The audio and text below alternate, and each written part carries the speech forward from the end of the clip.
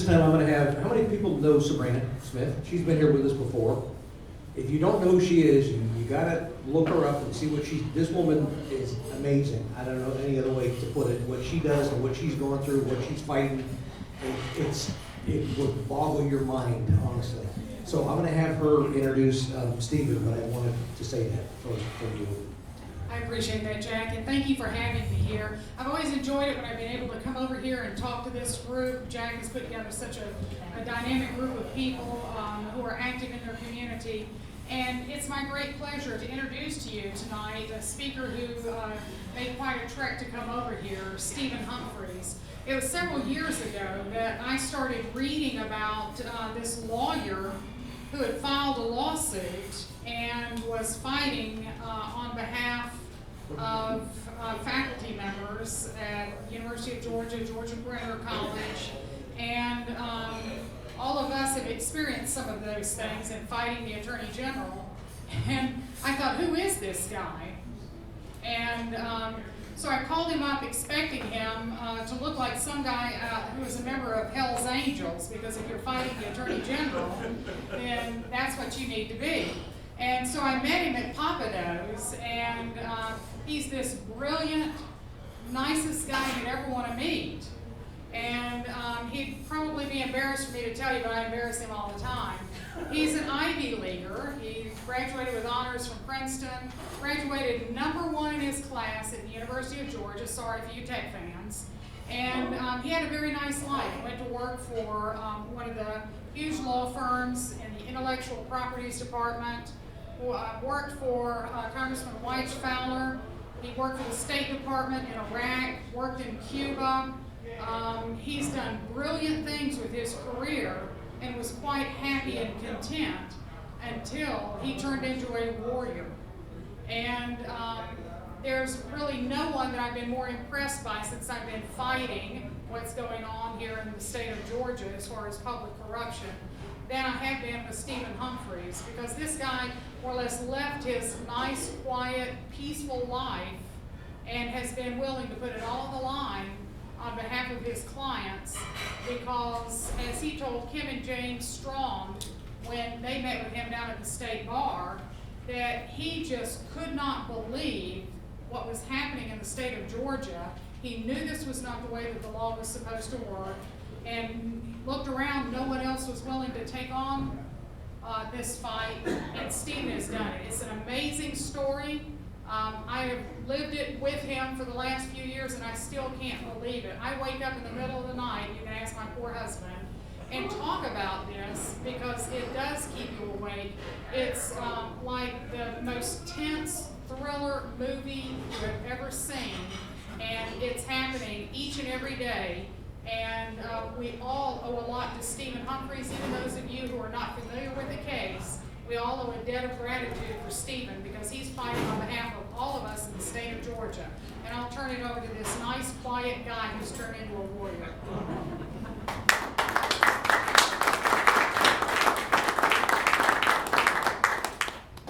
Thank you, Sabrina, and thank you all for having me.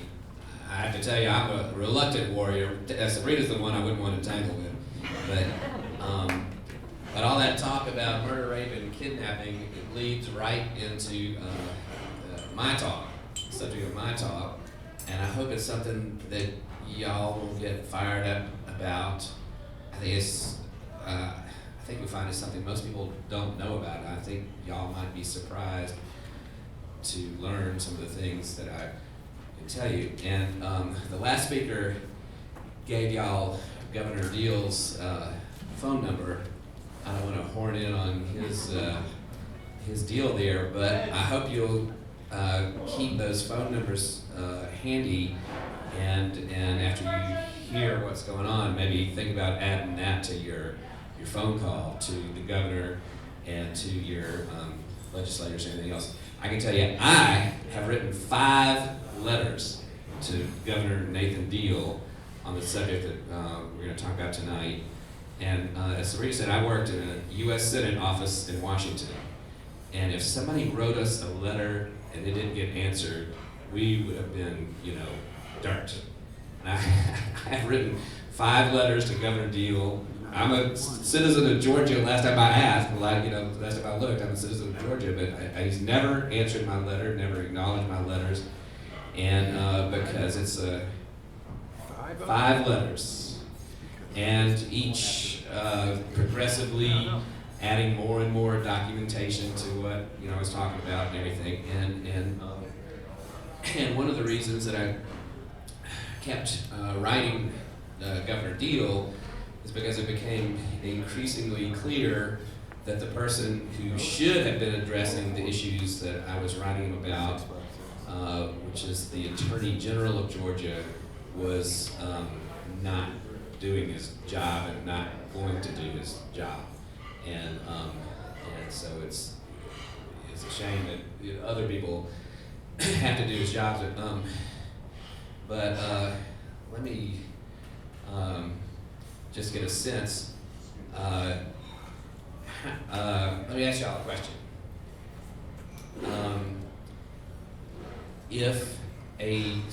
We'll go back to the murder, rape, and kidnapping. If a state official in Georgia, I'll take a real case, a state university official, state official, raped a student on the campus of one of the state universities, do you think that state official would be immune from a civil suit by the woman raped? U.S. citizen? Yes. In Georgia, he would be. I'm sorry? In Georgia, He would be, yeah. So, so in that situation, the way the law is now, or the way it's being interpreted, we'll get into the interpretation of the law later.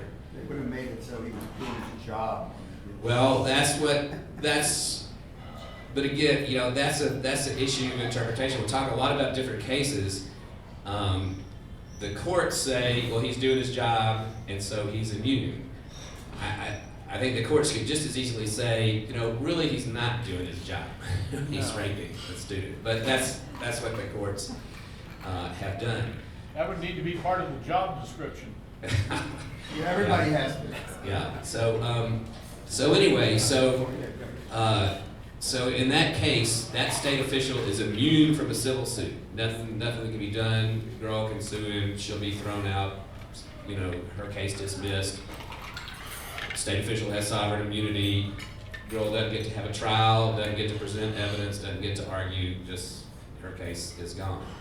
So then the next question, though, is the state official, even though he's immune from a civil suit, could be criminally prosecuted for the same thing.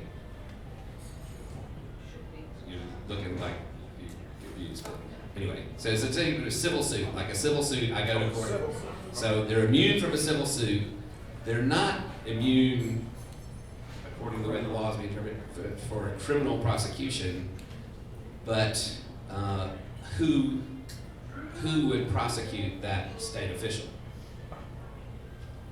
And the answer to that would be the Attorney General of Georgia. But the fact is that in all the cases that we're going to talk about tonight, the Attorney General of Georgia is not only not criminally prosecuting the people, state officials who have committed crimes and serious crimes, but is actually defending those state officials against any attempt to sue them or do anything else. Is it the previous Attorney General or? Yeah. Well, it actually spans different attorney generals. I got started into this. I'm sorry. Oh.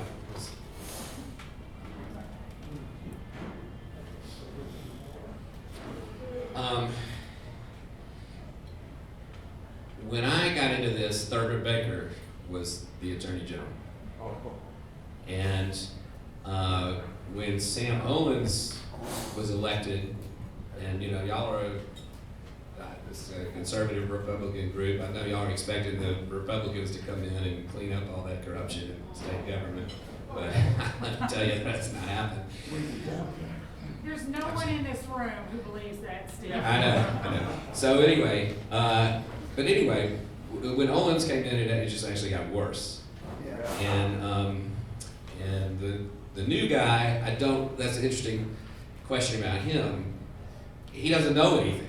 I mean, they talk about who's a puppet. I mean, I went to, kind of a legal seminar where different legal experts were weighing in on their opinions on, it was actually rules of evidence. And we have an attorney general who's really never set foot in a courtroom. And so the other legal people on the panel were, giving their opinions, and then they'd ask a question to the attorney general, and he'd have to answer by saying, well, my staff tells me that's such and such and such and such, and he really doesn't, know anything about it. But that's another issue. But it hasn't really been a party issue. It hasn't been limited to any one attorney general, although I'd say that, if I can say this in Cobb County, that Owens has been the kind of circle of corruption has been tightest with him. Let me see if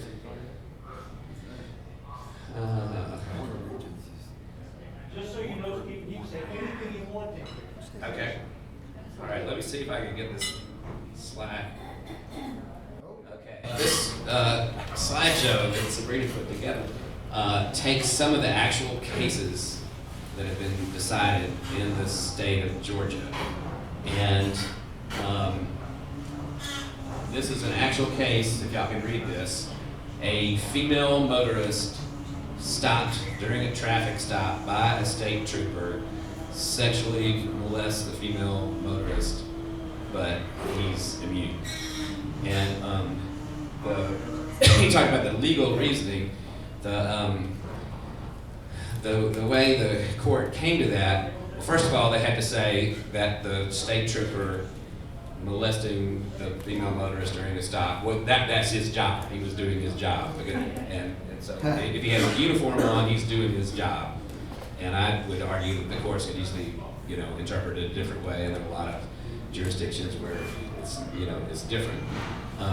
But also there's a law in Georgia called the Georgia Tort Claims Act, and it's supposed to cover negligence claims against the state, and it covers things like if an accountant in the state government accidentally adds up a number of column of numbers wrong, then you can't sue him because you came out with the wrong numbers. And there's an exception protection in the Georgia Tort Claims Act for assault. It's really meant, what it's really meant to be is so that, for instance, prison guards don't get sued every time that they have to, take somebody by the arm and, take them down the hall. But that exception has been expanded to cover anything and everything, including, so this sexual molestation, the court said, well, that's not a sexual molestation, that's an assault, and therefore the state trooper is immune, and that's the way that works. You'll see, so this is another, somebody arrested, he's molested, and everybody's immune. How many of you are looking forward to blue lights flashing on your way home from your Yeah. Let me find the one that goes.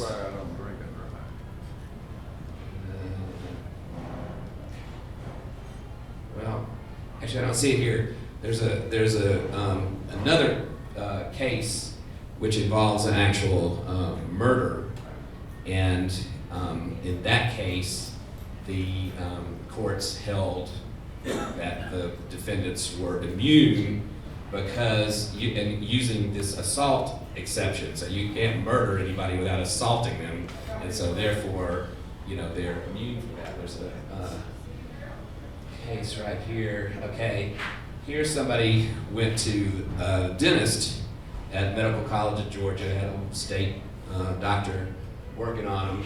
And it's sort of like I'm supposed to, had my left kidney taken out. They took the right kidney out. This dentist actually, for some reason, sawed this person's teeth down to nubs. For no reason. It was no, it's not really explained, why he did that. But the person went in with some teeth, wanted to have something corrected, came out with no teeth, and that is another way that the courts are expanding the law. So that normally would be that's a cut and dry medical malpractice claim. Right. That was a doctor, a dentist who did not, perform up to the standards of care, and that's medical negligence. But since it was a state employee, the courts say, and the Attorney General argued, no, that's not negligence, that's an assault. When somebody saws your teeth down to nubs, they've assaulted you, and therefore they're immune. And you see the way this game is being played, it's a way of interpreting the law to expand it way beyond what it was ever meant to be. This is the same thing. College student raped. Well, that's an assault. Therefore, you're immune for a rape.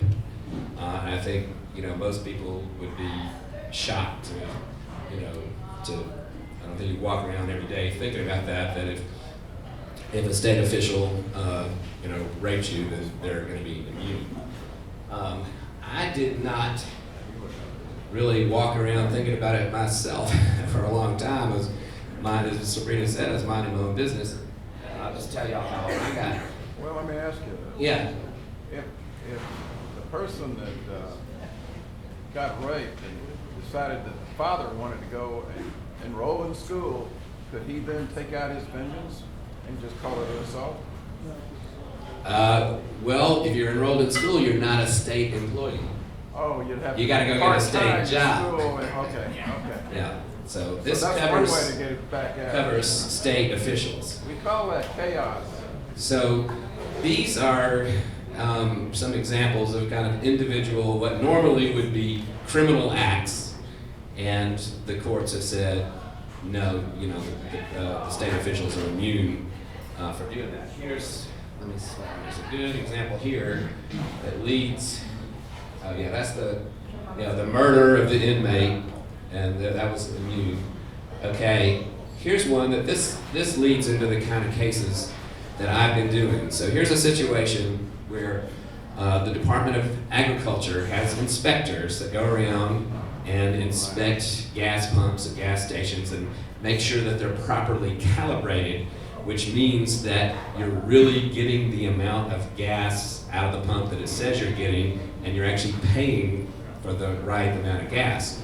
So one enterprising station owner down near Savannah bribed the ag inspectors to falsely calibrate the pumps so that people who came in and paid for $10 worth of gas, and it showed that they got $10 worth of gas, they actually got $8 worth of gas. And so those people are being robbed.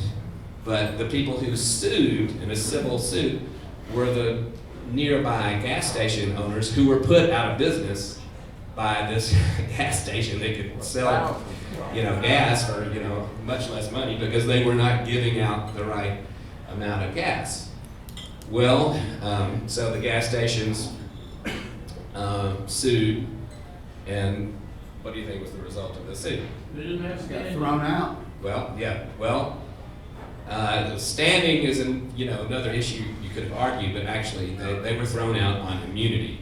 That these are state employees, and they were performing their inspection function. That's what the court said. They're immune when they're performing their inspection functions. Of course, I would humbly submit that taking a bribe to falsely calibrate a gas pump is not performing your inspection function, but that's why I'm not on the Georgia Supreme Court. So, anyway, so these are, most of these situations are like individual crimes, state trooper molests female motorist, that's a single crime. The cases that I have been working on that are actually, you actually never been done before and probably may never be done again, and we'll see how it turns out. But I have been bringing civil actions under the RICO statute, which and what that means on the RICO statute, that means it's not just an individual crime like molesting the motorist, that cannot be a RICO claim. A RICO claim is for a pattern of criminal acts, pattern of related criminal acts. This case probably could have qualified. So what happened is the lawyers sued under the Georgia Tort Claims Act. And the courts came back and said, no, the Tort Claims Act has an exception that protecting state government officials who are performing their inspection functions, therefore they're immune and you lose. If I had come along and been hired by the gas station owners, I would have sued them under the RICO Act and said, this is not a tort, these are actually criminal predicate acts. So RICO is for a pattern of criminal predicate acts. And y'all understand the difference between a tort and a crime. If somebody slips and falls, then you sue the restaurant for a tort. But a intentional, premeditated criminal act is a different thing. And the courts have treated all this stuff as though they're basically negligent torts. Whereas taking a bribe to falsely calibrate the pumps is actually a crime. It's not mere negligence, but the courts are treating that as negligence. So I wasn't around for this one to try to bring it as a RICO action, but I have brought a number of other cases against the state using the state RICO statute, which they don't like. They didn't really plan to have it used against them, but the language of the statute says that it can be used against a governmental entity. It defines a RICO enterprise to include a governmental entity. It says that the language says that a government employee can violate the act. The RICO Act says that you can get injunctive relief against a state agency, and the reason for that is because when Georgia adopted the RICO Act, they had a RICO expert who had written the federal RICO Act come in and help them write the act. Probably most people in the legislature had no idea what they were actually passing and didn't really understand the implications of, hey, this could be used against us, and it never had been used against the government until I read it and decided to try to use it. And I tried to use it because of the frustration of trying to use the Tort Claims Act, which was kept being thrown out. So I'll tell you about my first case. As Sabrina said, I was minding my own business, being an intellectual property attorney. I graduated from law school at the University of Georgia, so I knew lots of professors, and I worked with them on their books and things like that. So I ended up representing a professor, and how many of y'all remember Mike Adams, who used to be the president of the University of Georgia?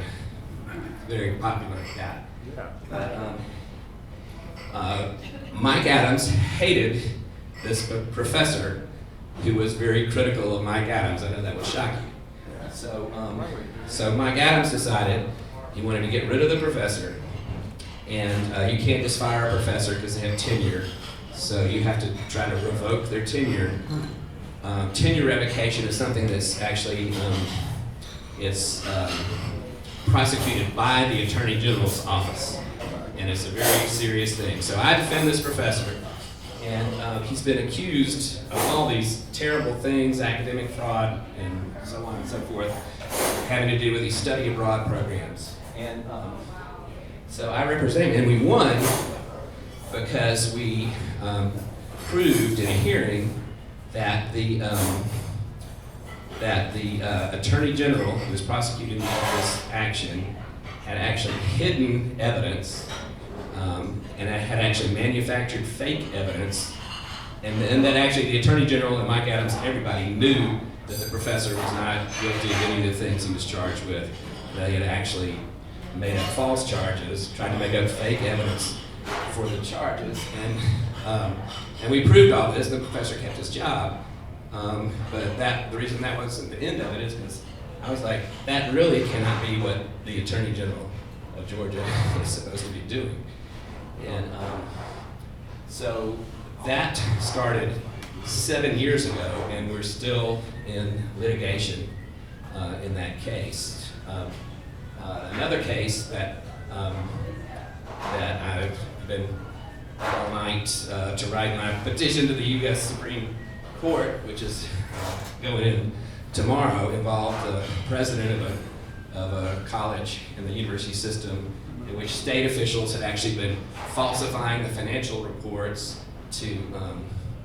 and knowingly falsifying a state agency report is a felony, and they were doing that to steal money.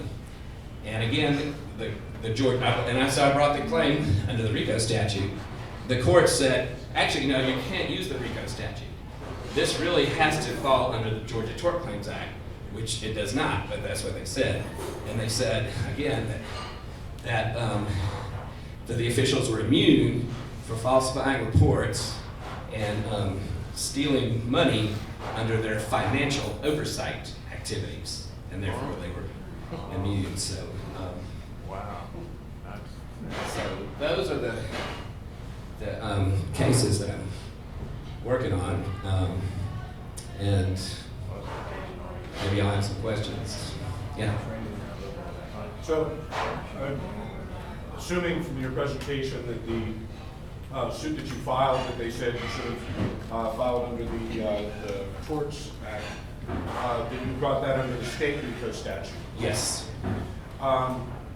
What drove your decision to file in state court under state RICO as opposed to federal court under federal RICO? And if having tried state and had it fail, is there an avenue to use federal jurisdiction? Well, that's a good question. And that is the exact topic of my Supreme Court petition, which we've come back around to the 1960s. I realize when I'm writing my petition, all the cases that I'm citing come from the South in the 1960s when, the state governments did not want to obey federal law, did not want to follow the Constitution, and so on and so forth. And the last speaker had a lot to talk about going to the legislature. People ask me, why don't I go to the legislature? I don't want to go to the legislature to change the law, because actually the law is good. As I told you, the expert came down, wrote a good law. Now the state of Georgia doesn't like the law because it allows them to be sued for government corruption. To tell you the truth, when I first brought the claim, I was an intellectual property attorney. I'm suing on behalf of this professor. I had no idea. And I went and talked to lots of lawyers and, well, people said, that sounds like an interesting suit, but what is the legal theory? What can you sue them under? And, nobody had any idea. I originally sued because the professor was retaliated against for speaking out against Mike Adams. I brought First Amendment claims and along with some tort claims filed. And so when I filed that, I was very surprised when I got this barrage of sovereign immunity coming back at me. So then I started going, sovereign immunity, this is serious and terrible stuff. We found out a lot more about sovereign immunity and how it's used in the state of Georgia. And since then, one thing we found out was in the original professor's case, when they called witnesses against the professor, the Attorney General of Georgia called witnesses against the professor to commit perjury and to present manufactured evidence. They knew the charges were false. They knew that the evidence they were trying to use had been manufactured. They knew that they were hiding documents. The Attorney General of Georgia had documents in his possession that proved everything they were trying to claim was false, and they were trying to hide that. And so some of the witnesses apparently said, can we do this? Can we go and testify to this fake evidence while we're hiding the real evidence? And the Attorney General reportedly told them that, yes, you can do that, and don't worry, because we're protected by sovereign immunity. And you can do that and nobody can do anything about it. Was that Sam? Well, actually, that was under Thurber Baker when that first happened. So Owens comes in, I think, wow, we have a new attorney general, maybe he'll see how insane this is. Well, let me tell you, Sam Owens just doubled down, not only on defending the state official criminals, but in attacking us, attacking me personally, and in every way that you could imagine. One of the last things Sam Owens did before he left office to take his reward from the Board of Regents, Sam Owens spent his entire time in office. All of my suits are against the Board of Regents. Sam Owens spent all his time defending them, not only defending them in the court cases, but obstructing any investigation. You understand, I'm bringing a civil suit, but these are all criminal actions. You're talking about stealing millions of dollars and, perjury and this criminal stuff. And Owens did not investigate any of it. In fact, and we have a lot of documentation of it, actually obstructed any investigation of any wrongdoing in the Board of Regents, who then happened to give him a $600,000 a year job. So that's, yeah. So,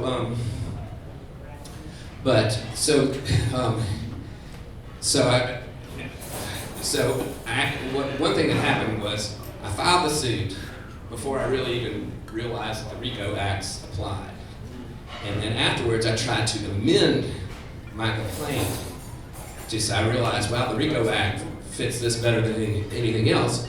Georgia law is that you can freely amend your complaint up until the time of trial, except in my case, in which the judge said, no, you cannot amend your complaint. And Sam Owens. well, We'll never see Stephen again after tonight. actually, I do have this brief student bar. Can somebody Yes. entertain the crowd here for a minute? No, he's supposed to. Supreme Court's kind of. Yeah, Tell us and about the Anthony Tricoli. I will. And one thing about Stephen, I was telling my husband, I said, I can tell Stephen is not feeling well. When he said he was up all night, he truly has been working nonstop, no sleep. And because he's got a case going to the U.S. Supreme Court. And as you can imagine, it's extremely rare for any lawyer to take a case to the U.S. Supreme Court, but that just indicates how serious the issue is here. I know that all of you in this room have dealt with your local district attorneys when you come across something that is criminal or money is missing, has been misappropriated, taxpayer money. Many of you spend time under the Gold Dome lobbying legislators on this issue. Well, what Stephen stepped into is what we have all dealt with times about 1,000. Because to give you an example, as Debbie was talking about at Georgia Perimeter College, what happened with Dr. Tricoli, who 30 days before he was terminated was named the #1 college president in the country, in the entire United States, not by someone close to him, but by the American Association of College and University Professors, because of the brilliant work that he had done on behalf of students.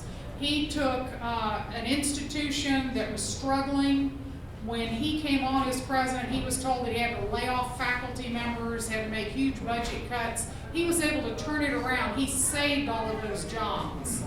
And Dr. Tricoli, over the years, I've talked to many students who attended Georgia Perimeter College and their parents, and they'll sit there and talk to me with tears in their eyes about what Dr. Tricoli was able to do for those students and the difference that he made in their lives.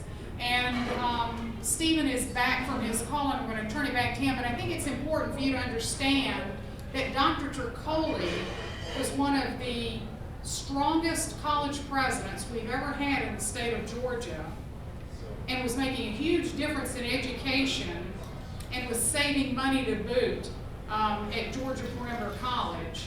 And then Stephen can tell you what they did to him, and then the fact that the money that was missing has never been found. And this sounds too familiar to all of us who have been watching things like this. But Dr. Tricoli's life has been destroyed. The taxpayer money is still missing. And all of those students at Georgia Perimeter College never entered into the equation when people were making decisions to go after Tricoli so they could cover up for the crimes that had occurred and blame him so they would not be held responsible. You can't make this stuff up. No, you really can't. And Sabrina makes a really good point, and that's one thing that is in my petition to the U.S. Supreme Court is that the Attorney General, whichever one happens to be in office at the time, stands up and proclaims that they are defending the state. They're defending the state from us.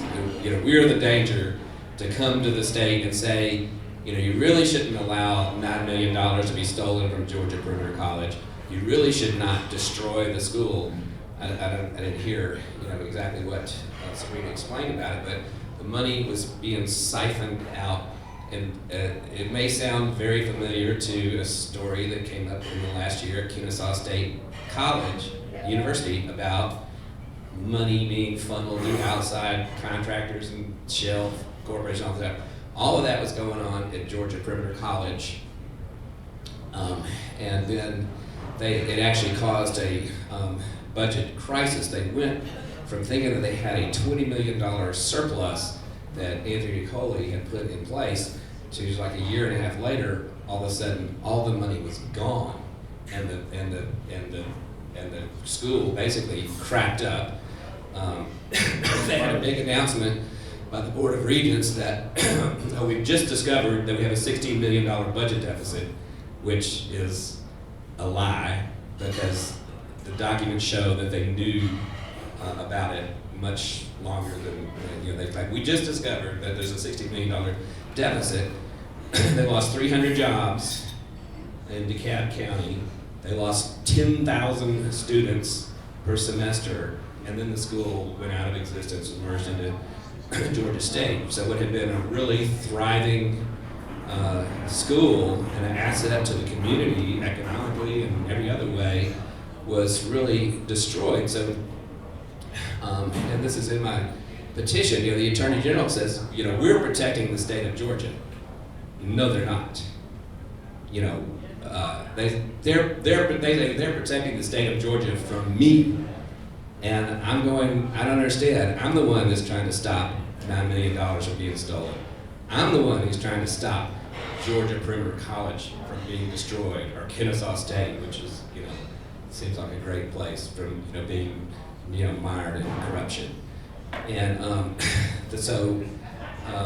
but that's the premise of sovereign immunity, is we have to protect the state. But in reality, I call it sovereign impunity. It's allowing state officials to commit, any kind of crime with total impunity, and if the Attorney General is complicit in it, as Olens was, then there's no risk, because they're not going to be criminally prosecuted. Who could prosecute him? The Attorney General. Well, he's not going to do it. So then, I'm going to sue him, and they say, sorry, we have sovereign immunity. Just go away. So anyway, this is something. The other point to make is, back to your question, the law in Georgia is really good. And one reason, when I finally got into the RICO cases, when I filed Anthony Tricoli's suit, I by then had learned about the laws, and I decided to file in state court using the Georgia RICO Act because it's actually much better. It has more criminal predicate acts. For example, perjury is a predicate act that you can use to make a RICO claim, and the Georgia Act is not in the federal statute. Don't ask me why, but so it fit better. So I wanted to use the Georgia RICO statute. So people actually say, why don't you go down to the legislature to solve this problem? I don't want to run down to the legislature. The law is good. The law is good, but by the time it goes through the courtroom, you know, and actually what all the courts have done is said, you brought a claim under the RICO Act. Well, it's not really a RICO claim, it's really a tort claim. And then we'll throw it out, on some of these exceptions of the Tort Claims Act by saying, for example, that the falsification of state agency financial reports in order to hide the theft of $9 million is part of a state official's financial oversight activities for which they are immune under the Georgia Tort Claims Act. So, and again, so all the cases I'm citing are going back to the 1960s when, there were laws on the books, but, the Supreme Court had to come in and say, y'all are just making this up as you go along. And that's what they're doing, with the legislation. The legislation is good. Don't need to go to the legislature, ask them to pass a bill. Yes? Does it apply to the county or local level? Is it state only? Well, the immunity is state only. So a county official, I'd have to look at exactly what it is. County officials might be considered state, municipal officials probably not. But if they don't qualify as a state employee, then the sovereign immunity doesn't apply. Yeah. Stephen, a question. I know I had gotten an email from a legislator a couple of weeks ago, and he said as soon as the legislative session was over, that he wanted to look at new legislation to address the issues that people here are aware of that occurred in Gwinnett County with their misappropriation of funds. And I asked him why, because it's already against the law what they're doing, but no one is prosecuting it. That's the problem. Yeah. And it sounds like you're in that same situation. You're saying the RICO law in Georgia is actually a very good statute, but instead of prosecuting people under the statute, which the Attorney General is charged with doing, which we all expect our Attorney General to do, except those of us who know.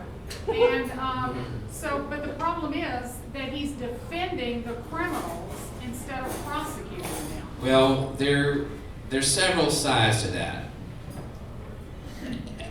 And it's quite an ethical morass. So Attorney General Sam Olens was defending the state officials who falsified the reports to steal $9 million. But it's a little more complicated than that.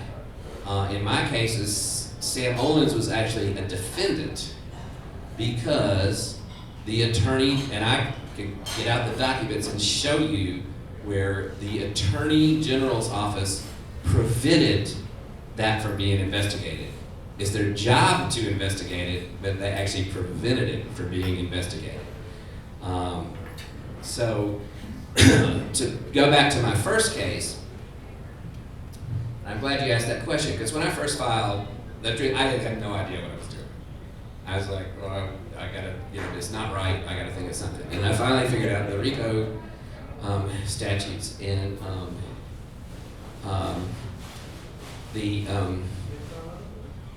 but I tried to amend the complaint, which in Georgia law says you can amend your complaint anytime, add the RICO claims. Except for I had a judge who said, no, you can't do that. And I wanted to add Sam Olens as a party, because by this time, Sam Olens had made a number of public statements that I knew to be false. He was discouraging any kind of investigation. He said in the Atlanta Journal-Constitution, he said that I was an outlandish conspiracy theorist, that there was no credible evidence to support any of these allegations. And I knew that to be a false statement because the Attorney General's office was involved in that case. They're the ones who hid the documents. Right. So, and that's all proven in a hearing. So I knew that was a false statement. And that goes back to the first thing I said, that I started writing these letters to the governor. Because there's a statute in Georgia that says if the Attorney General cannot or will not investigate crimes, you can ask the governor, and he has the authority to appoint an independent investigator. So I write to the governor to say, please appoint an independent investigator. Sam Olens weighs in and says, no, don't do that because, this guy's an outlandish conspiracy theorist and there's no evidence to support anything. We don't need an investigation. Thank you. Well, that's a knowingly false statement for the purpose of obstructing a criminal investigation. And so that's the other thing I talk about in my Supreme Court petition. These people, they think they're playing political hardball, but the line that I'm trying to draw, I'm trying to get the Supreme Court to draw, is like, there's political hardball, that's great. But when you cross the line into committing felonies, that's no longer just political hardball. And obstructing an investigation of the theft of $9 million from Georgia Perimeter College is not just political hardball, that's major felony. So I, at that point, decide, well, I want to add Olens as a defendant in this original case that started at the University of Georgia. Let's see, I got it here somewhere. That made you very popular, didn't it? Yes. I have never been so. This is the professor I represented, Dezo Benedict. And it's kind of an interesting story. This is like, it was made for a movie. So I don't know if y'all remember Mike Adams. Most people hated Mike Adams for running Vince Dooley out. And, Mike Adams he was a petty tyrant at the University of Georgia. And anybody who crossed Mike Adams got run out. I'm tempted to tell why he ran Vince Dooley out. Anyway. But yeah, that's another day. So anyway, this professor that I represented, Mike Adams, you can't stand any criticism from anybody anywhere. You got to do what Mike Adams says. This guy was a refugee from Ceausescu's Romania. I don't know if you know Nicolae Ceausescu. He was like the most brutal, vicious, Stalinist dictator of them all over there. If you dared to speak out against Ceausescu, you got chopped up into little pieces and dropped in the Danube. This guy, spoke out against Ceausescu, had to be spirited out of the country, kind of stuff I used to do, into the United States to save his life, literally. Right. And so here this guy who's willing to speak up against Nicolae Ceausescu ends up at the University of Georgia with this petty dictator type who cannot stand any criticism. And of course, there was also a Deloitte & Touche audit that confirmed that Adams was taking some public money for himself. And so this guy is speaking out against it, saying, this school should be for the students. It should not be for people, lining their pockets. And that's why Adams hated Dezo Benedict so much. But back to his case, and back to I try to add Sam Olens as a defendant, because Sam Olens is making knowingly false representations in order to obstruct investigation of crimes. And so I try to add him as a defendant in the RICO action, which is kind of a normal, routine, procedural thing, just like amending your complaint. The same judge, he said, no, you can't amend your complaint. I said, no, you cannot add Sam Olens. We really, and this goes to what it takes to do this. And part of the way they, keep things going the way they are is just a wear you down strategy. I literally fought for 3 years over whether I could amend my complaint and add Sam Olens as a party, which is literally a routine, very routine thing. Back up to the Court of Appeals. So I went to the Court of Appeals. The judge said I could not amend my complaint. That was such an obvious error that the Court of Appeals couldn't say it wasn't. So they send it back. So it goes back to the judge. So I could say, okay, the Court of Appeals says I can amend my complaint. Here I am to amend my complaint. She blocks my amendment again, and for which she'd just been reversed by the Court of Appeals. So I thought, this is very strange. I've spent 3 years fighting over this, and I've I've won in the Court of Appeals, and I'm still fighting over the same thing. So we just do a little looking into it, find out that the judge had close personal, political, and financial ties to Sam Owens. Never should have been the judge in the case with all these undisclosed connections. We filed a motion to recuse the judge, which is an odd thing in Georgia. If a judge has an improper connection to parties in the case, you file the motion with that judge. And so I filed it with her, and she got to say, no, I have no connection to Sam Owens, which is a lie. And she denied the motion, claiming, this is how really bizarre it gets. When you file a motion to recuse, you have to file it with an affidavit saying that everything in there is true, which I did. But she denied the motion to recuse, saying that I did not file the affidavit with it. It's in the public record that the affidavit was filed, and that's just the kind of Alice in Wonderland, la-la land that the courts are turning into to, keep this stonewall defense up. Well, there's some people in this room who have had that same kind of experience with the courts here in Georgia, so they understand it. Of course, everybody remembers Stacey Calverman. It was the Attorney General, Sam Owens, who did the same thing. He withheld evidence and was caught doing the same thing that he's done. That's part of the problem, Sabrina. So when I first represented this professor, I can tell you, I saw all this happen. This unfolded in the court hearing that they claimed that documents did not exist. It turns out, oh, they really do exist. And actually, you had the documents all along that you were denying existed. And I didn't believe that could be true. I did not believe that's what attorney generals did. That floored me. And then when I went out trying to do anything about it, that is a major thing that I ran into. It was like, the Attorney General of Georgia would never do that. The Attorney General of Georgia would hide documents. The Attorney General of Georgia would go into court and lie. Never in a million Our years. history is not very clear. And I think Bill has a question. so, but I just finished my point. So that Stacey Calverman case was very important for me because there, the Attorney General got caught red-handed hiding. He was caught red-handed in my case too, but they somehow, Atlanta Journal-Constitution, everybody ignored it.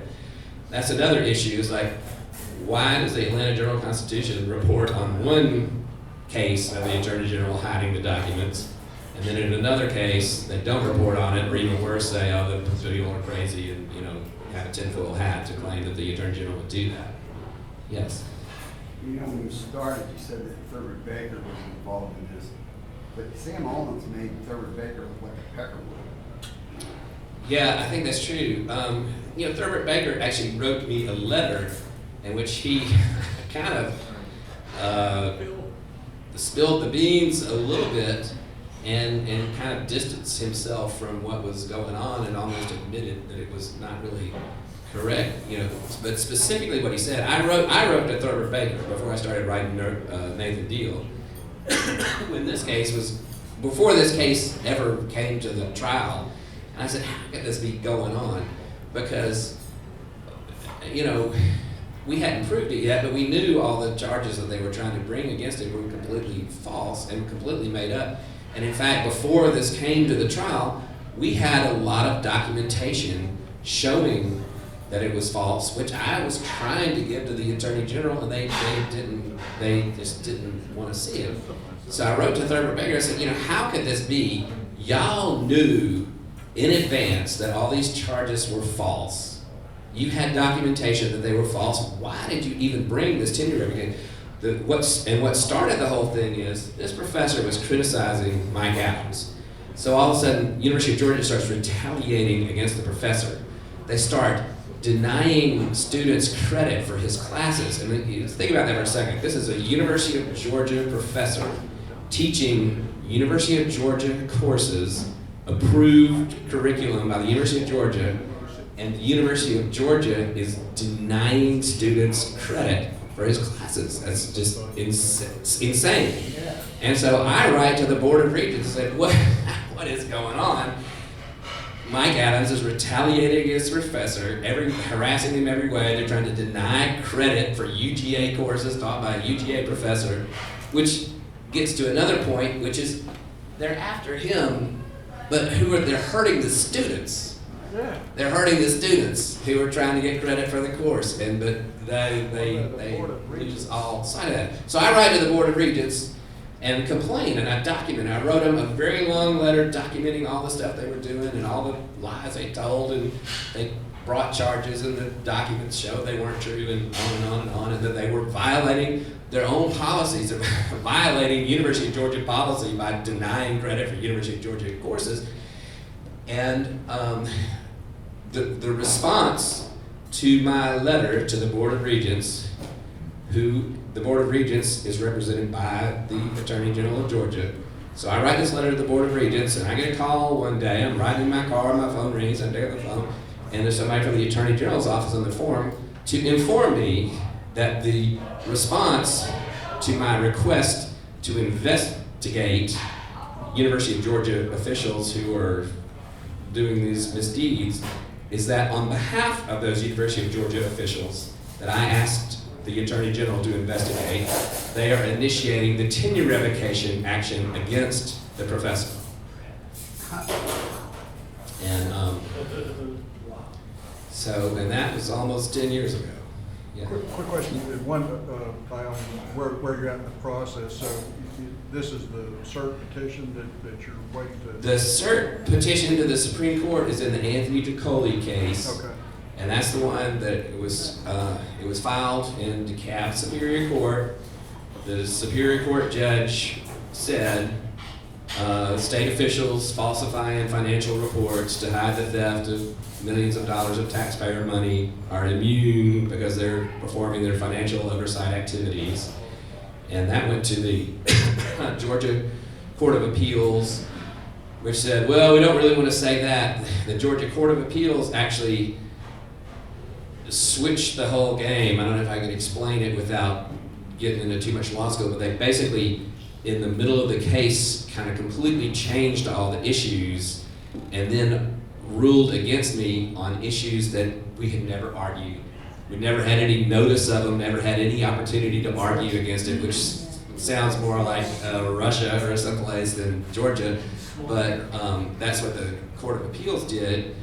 And so they granted summary judgment against us on all these issues that we never had a chance to argue. And that went to the Georgia Supreme Court. There's a law that says that if the summary judgment is granted against you, you have a mandatory right to an appeal of that, but the Georgia Supreme Court said, no, you don't. The statute said that, but in reality that's not true, because we're denying, refusing to hear your appeal. And so that is what's going to the U.S. Supreme Court on the basis of Georgia, like back in the good old 1960s, has good laws on the books that the state agencies and worse, the courts are refusing to follow. Can I ask you a legal question? Sure. It's not related to these cases. I was in court, small claims court in DeKalb a week and a half ago. When they asked us to raise the right hand, take an oath, and tell the truth, the lawyers didn't have to. Where was that precedent started? Do you know? Because lawyers are all sharks and liars. Well, it had to start from somewhere. Well, I think the answer to that is that when you become a lawyer, you take the oath. Yeah. But in the courtroom, it was only me and the defendant. But the other answer to that is the lawyer is not testifying. You're a witness, and they're asking you about fact questions. Are you telling the truth? The lawyer can argue, but the lawyer can't give any evidence. So the lawyer is, the issue. Whether the lawyer is telling the truth is irrelevant. But okay, thank you, sir. Okay. Yeah. What is the statute of limitations on a RICO suit? Well, that's another reason that I brought the Tricoli claims under the Georgia RICO statute, because it has a better statute of limitations. The federal RICO statute has a 4-year statute of limitations. It's ambiguous when that starts running and when it ends. The Georgia statute has a 5-year statute of limitations, but you have a lot of people lose on the statute of limitations because the clock starts running as soon as the bad deeds start happening.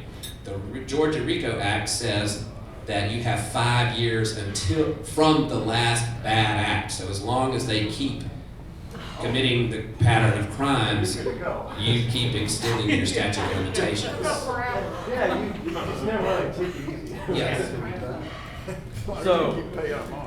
Are any of these judges, or any of these courts, are they, any of these elected judges, or are they all appointed? Well, that's an issue in Georgia. So judges in Georgia are supposed to be elected, but fewer and fewer and fewer judges are being elected. They are quitting in the middle of their term and being appointed So- by the governor. But then they're appointed, they don't have to be elected at any point after Well, that? then theoretically, then they have to run for re-election, but Now they're the incumbent. when you're the incumbent, Right, they so- almost never lose. so- When you go to the voting booth, there are very few people who have any idea who the judges are. That's where I'm going. My point is, what can we, the people, do? How can we Well- learn about when judges do bad things and have bad behavior? How can we learn about that and Well, do something about it? when the I people- tell you what you can do, you get that phone number and call the governor and say, why hasn't Judge Susan Edlines, Fulton State Court judge, why hasn't her financial, political, and personal connections to Sam Olens been investigated, and why have you ignored 5 different letters asking for that to be investigated? And that's part of the answer to your question. It doesn't get investigated. In that case, I just had a ruling from the federal court judge last week who ruled that for everything, so Susan Edline became a defendant in the case because of her complicity with Sam Olens. And she had actually, when she would not follow the law, I filed what's called a mandamus petition to go to another court and said, this judge will not follow the law. I've already taken her to the Court of Appeals. She's been reversed. She's still doing the same thing. Please order her to follow the law. You know, you can't do that for something that requires some interpretation of the law, but some things in the law are what's called, ministerial. It doesn't take any judgment. It's not any ambiguity. It's a very clear command, and you either do it or you don't. And like one of those is like allow somebody to amend their complaint. She doesn't have any discretion to say you cannot amend your complaint. So I go to the Fulton Superior Court and say, order her to follow this very clear direction of the law. So she has to answer that complaint in Fulton Superior Court, in which she tells a number of things that are not true. And so that kind of knowing misrepresentation, that's also a RICO predicate act. But the federal judge in the case said that she had total judicial immunity. And the law, and this comes from the U.S. Supreme Court, the judicial immunity is very broad. It basically says, the Supreme Court says, if a judge is acting as a judge in their courtroom, then they're immune. Of course, that's from a civil suit. So that means you cannot go sue the judge. Now, if the FBI finds out that the judge is taking bribes, then they can be criminally prosecuted.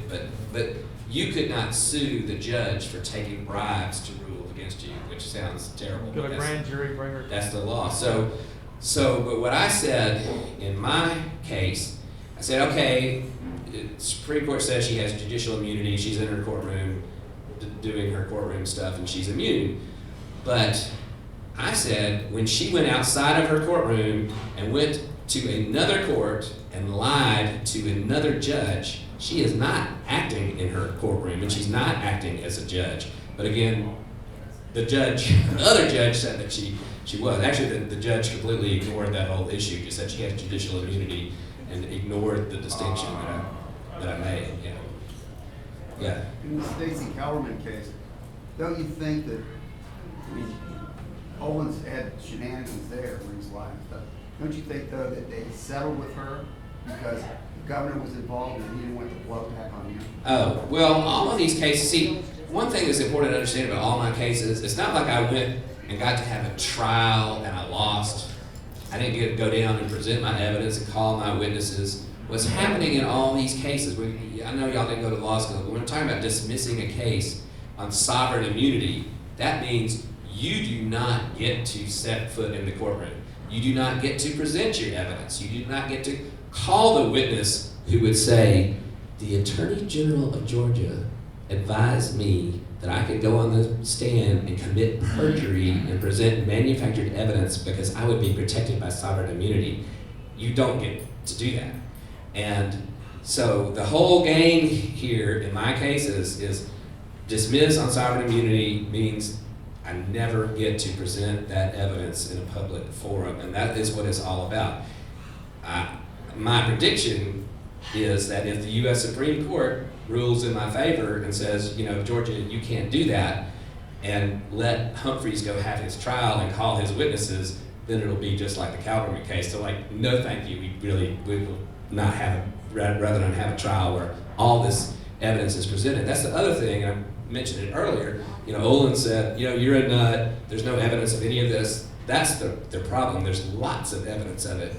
And it all comes from their records. Right. And they're so used to being immune and acting with impunity that if you're, halfway not dim-witted like me, you can go into their own records and prove what they did. There's a word for it, untouchable. Yeah. I know there's some other questions. Can I interrupt for just one moment and then wrap this? Because we're running over time, and even though I've eaten, slept, and breathed this for years, I would love to stay and listen, but I know there are plenty of you who have kids at home and other things you've got to do. So I know Jack needs to close up the room, but if any of you would like to stay around, I know Stephen would be happy to, even though he's had no sleep for 48 hours, to be happy to stay and listen to questions informally, but I didn't want to hold the entire group. One other thing, this presentation, if any of you would be interested in it, I have it on PDF and PowerPoint. If you would like to email me, then I would be happy to send you a copy of this so that you'll have the documentation and all the information. You can share it with your friends. It's very important that you do that. I am, instead of the Georgia Watchdog's email address, I'll give you mine. It's Sabrina Works, with an S, the number's 247@gmail.com. And yeah, I'm not quite as bad as Stephen, but you can email me or call me at any time. But Sabrina Works, 247@gmail.com. I'd be happy to send this to you. The other thing is, Stephen is concentrating on his case. There are a lot of other things going on. There are a lot of other people working with him and helping him. And there's also an organization, a nonprofit that's been set up that is helping with funding. You cannot imagine what it's like to fight for all of these years and to be taking a case to the U.S. Supreme Court. So this nonprofit and I are asking for funding. I don't expect you to write out a check tonight, but what I would like for you to do is help Stephen get out in front of more groups so that we can talk to them about what's going on. Because all of you keep up with what's going on. Some of you have been involved in these lawsuits. You've seen what judges do. You know what the Attorney General has done. And you know they cannot afford to let this case, any of his cases, get into court where the public would find out. And so I'm going to let Jack say goodnight to everybody, but Stephen's going to be available to continue on because I can tell that there are a lot of other questions and things that people would like to ask. Hey, if I could Thank you, just say Stephen. one thing, just thank y'all. I enjoyed being here, and just to reiterate what Sabrina said is so important. This is happening because nobody knows. Nobody knows.